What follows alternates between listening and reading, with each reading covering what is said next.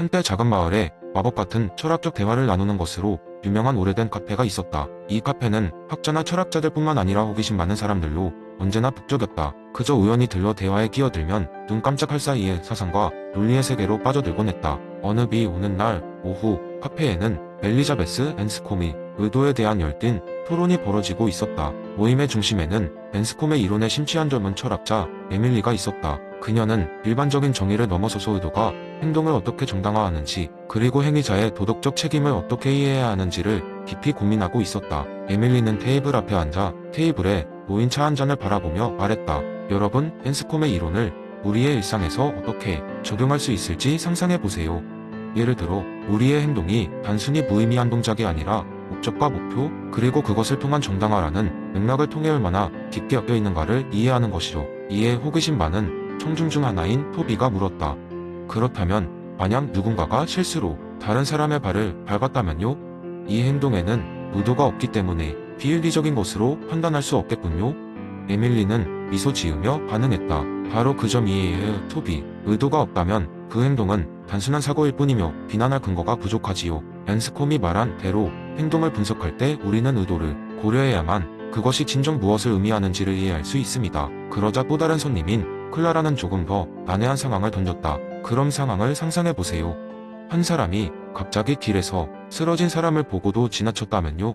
이 경우 무관심의 의도와 다른 급한 일정 사이에 도덕적 책임은 어떻게 분별할 수 있을까요? 에밀리는 깊이 생각에 잠긴 듯 한숨을 내쉬고는 조심스러운 목소리로 말했다. 앤스콤에 따르면 우리는 그 사람의 의도를 이해함으로써 그 행동의 도덕적 성격을 더 잘 해석할 수 있을 겁니다. 그가 단순히 급했다면 리도는 도덕적 평가에서 중요한 역할을 합니다. 이 사건의 맥락을 통한 정당화나 평가가 필요하겠죠. 중요한 점은 우리에게 보이는 행동 그 자체가 아니라 그 행동 뒤에 숨은 의도라는 것입니다. 이 대화가 진행되는 동안 카페 문이 덜컥 열리며 한 노신사가 들어왔다. 그는 토론을 들으며 조용히 끄덕이고는 말했다.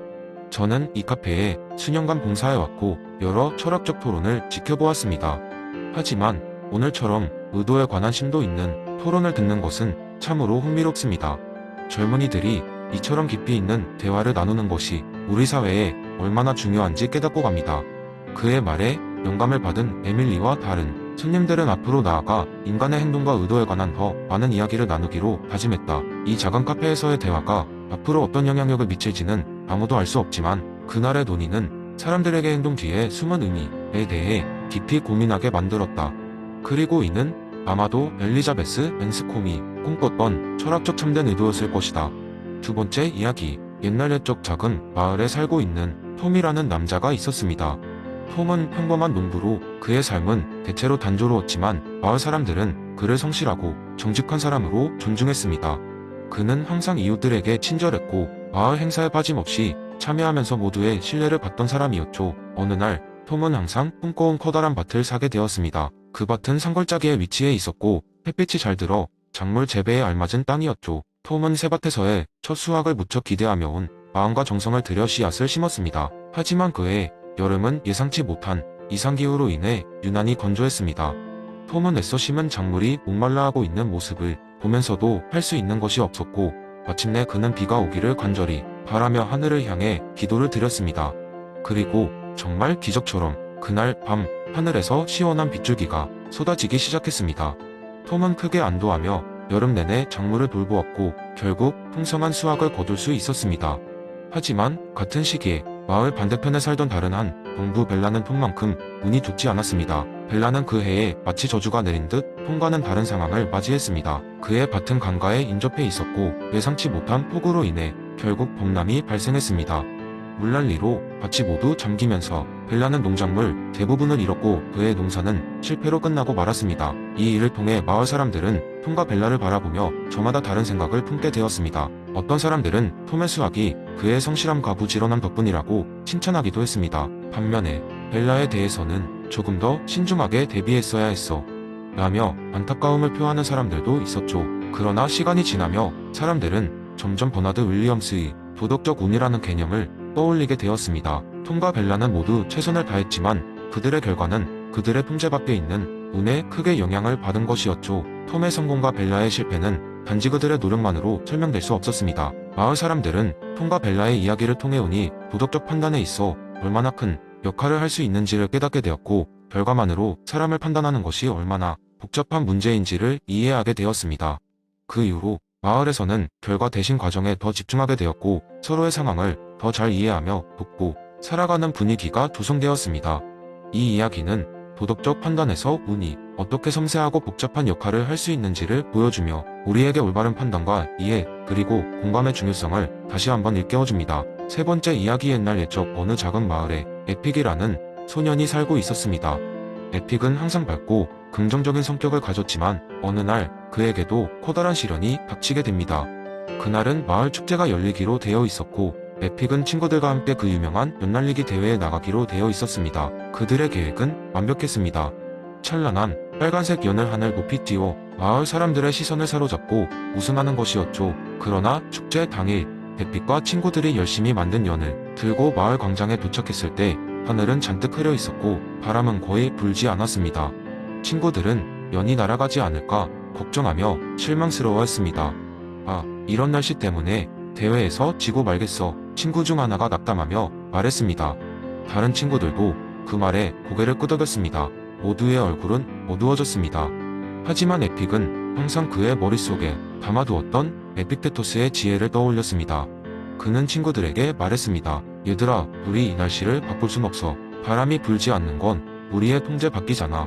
하지만 우리가 즐겁게 대회를 참여하고 지금 이 순간을 즐길 수 있는 건 오로지 우리에게 달려있어. 그 말에 친구들은 잠시 침묵했지만 곧 하나둘씩 미소를 지었습니다. 그들은 함께 날씨에 대해 불평하기보다는 무대에서 서로의 연을 더욱 화려하게 꾸미고 다양한 기법으로 연을 날릴 수 있는 방법을 고민하기 시작했습니다. 역할을 나누어 한 사람은 연을 더욱 가볍게 개조하고 다른 사람은 연주를 더 길게 늘려가 가스로 바람을 잡을 수 있도록 했습니다. 마침내 대회가 시작되고 예상대로 바람이 거의 불지 않았습니다. 다른 참가자들은 연을 하늘로 날리느라 애를 먹고 있었지만 에픽과 친구들은 그날의 첫 번째 목표를 바꿔 바람을 활용하기보다 창의적인 연 동작을 보여주는데 집중했습니다. 그들은 하늘 높이 연을 띄울 순 없었지만 다양한 고난이도의 기술을 시도하며 관객들의 시선을 사로잡았습니다. 그 결과 대회가 끝난 후 심사위원들은 에픽과 친구들의 독창성과 팀워크를 높이 평가하였고, 그들은 생각지도 못한 특별상을 수상하게 되었습니다. 친구들은 기뻐하며 에픽에게 말했습니다. 너 덕분에 우리는 날씨 때문이 아니라 우리가 할 수 있는 것에 집중할 수 있었어. 그날 이후 에픽과 친구들은 어떤 상황에서도 그들이 통제할 수 있는 것들에 집중하며 항상 긍정적인 마음가짐을 유지하였습니다. 마을 사람들 사이에서도 그들의 태도는 본받을 만하다고 칭찬을 받으며 에픽의 이름은 그 당시의 지혜를 상징하는 별명으로 자리잡게 되었습니다. 이 이야기를 통해 에픽테토스의 가르침, 즉 내부와 외부의 통제의 중요성을 삶 속에서 구현한 에픽의 지혜를 우리는 다시금 깨달을 수 있습니다.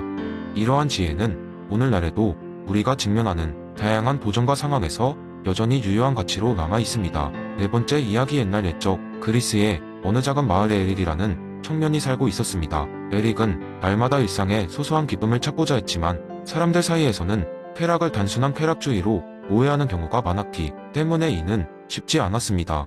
그는 밤낮으로 사람들에게 에피쿠로스의 진정한 의미를 전하려 했습니다. 어느 날 에릭은 장터에서 여러 주민들 앞에 서서 그들에게 이야기하기로 결심했습니다. 그는 작은 연단 위에 올라가 그를 주목하는 마을 사람들을 바라보았습니다. 그리고 깊은 숨을 들이마신 후 선명한 목소리로 말을 시작했습니다. 여러분, 오늘 저는 여러분들께 에피쿠로스의 쾌락의 정체성에 대해 이야기해드리려 합니다. 아마 많은 분들이 쾌락이라고 하면 단지 육체적인 즐거움만을 떠올리실 겁니다. 하지만 제가 말하고 싶은 쾌락은 그 이상입니다. 이 쾌락은 진정한 행복과 연결되어 있습니다. 아주 오랫동안 지속되는 마음의 평온, 즉 아타락시아를 이루는 것이요. 에릭은 말을 멈추고 잠시 청중의 반응을 살폈습니다. 몇몇은 궁금해하는 표정을 지으며 고개를 끄덕였고 다른 이들은 팔짱을 낀 채로 의구심을 품은 듯 했습니다. 한 가지 재미있는 이야기를 들려드릴게요. 에릭은 계속 말했습니다. 어느 날 에피쿠로스는 마을의 부유한 상인을 만났습니다. 그 상인은 금은 보화를 많이 가지고 있었지만 항상 불안해하고 만족하지 못했습니다. 에피쿠로스는 상인에게 말했습니다. 당신은 쾌락을 잘못 이해하고 계십니다. 당신이 원하는 쾌락은 단지 금전적이고 일시적인 즐거움이지만 진정한 쾌락은 마음의 평온에서 옵니다. 그것은 고통이 없고 매 순간 만족할 수 있는 영원한 행복입니다. 상인은 처음엔 그 말을 이해하지 못했지만 그 후 차차 자신의 욕망을 줄이고 소박한 삶을 살면서 결국 진정한 마음의 평온을 얻게 되었다고 합니다. 마을 사람들은 조용히 귀를 기울이며 에릭의 이야기를 곱씹기 시작했습니다.